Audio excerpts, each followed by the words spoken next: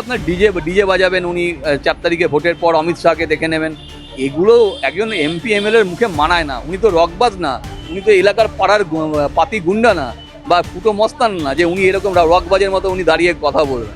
আমরা অভিষেক ব্যানার্জির কেসটাকে এই কারণে করেছি যেহেতু তিনি একজন তৃণমূলের second in command. Abhishek Bandyopadhyay আজকে হাজিরা দিতে এলেন সিআইডি ভবনে উস্কানিমূলক মন্তব্যের জেরে।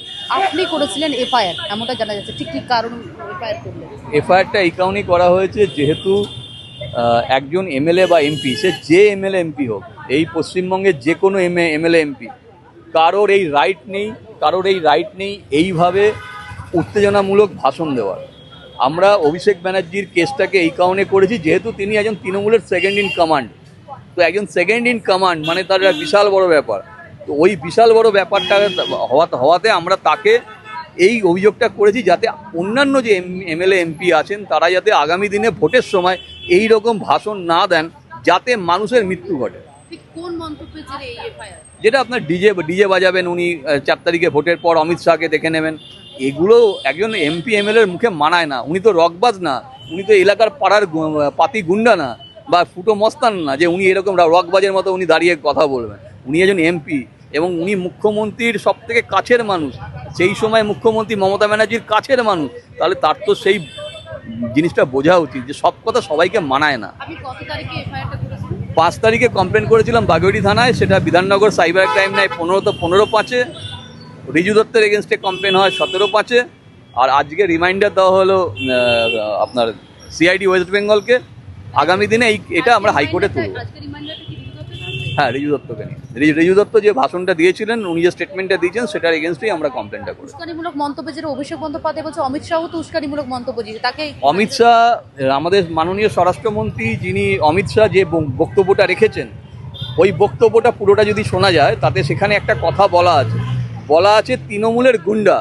উনি কিন্তু কখনো বলেননি তৃণমূলের ছেলেদেরকে বা তৃণমূল কর্মীদের উল্টিয়ে ঝুলিয়ে মারবেন। উনি বলেছেন যে তৃণমূলের যারা গুন্ডা, যারা মানুষকে হুমকি দিচ্ছে তাদেরকে উল্টিয়ে ঝুলিয়ে মারবেন। সুতরাং গুন্ডা আর একজন কর্মী দুটোর মধ্যে অনেক শব্দের অনেক আইনত ডিফারেন্স আছে। রিজু দত্তর মন্তব্য হচ্ছে যে 2026-এর ভোটের আগে একটা লিস্ট তৈরি করেছিল তৃণমূল, যে তৃণমূলের বলা হয়েছিল যে আগামী দিনে এই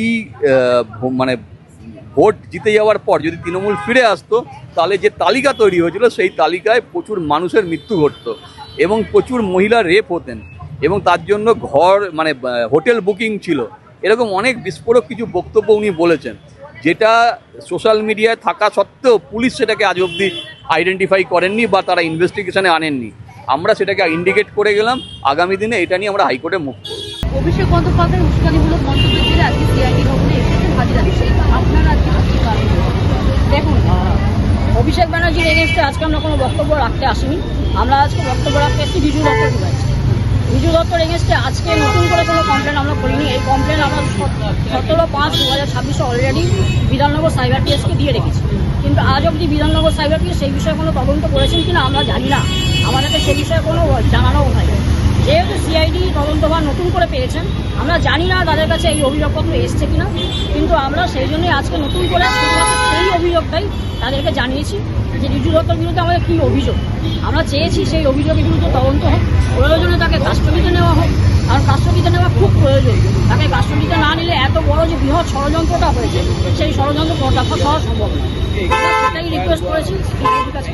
এখন দেখা যাক ওনারা তদন্ত কীভাবে এগিয়ে নিয়ে যান, এটা আমার নজর, এরকম আমাদের নজর। নাম অ্যাডভোকেট রাজদীপ মজুমদার।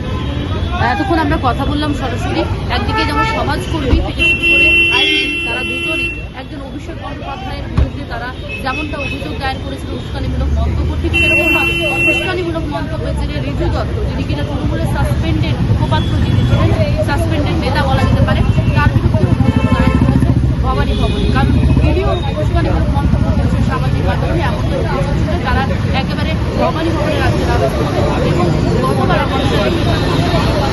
তারা আগে যে অভিযোগ দায়ের করেছেন বিধাননগর থানায়, তার ভিত্তিতে অভিষেক বন্দ্যোপাধ্যায় আজকে হাজিরা দিতে এলেন ভবানী ভবনে। ক্যামেরায় আরো ভালো ভালো খবর দেখতে সাবস্ক্রাইব করুন বাংলা হান্টের ইউটিউব চ্যানেল। বাংলা হান্টের আরো খবর দেখতে নজর রাখুন। বাংলা খবর মানেই বাংলা হান্ট।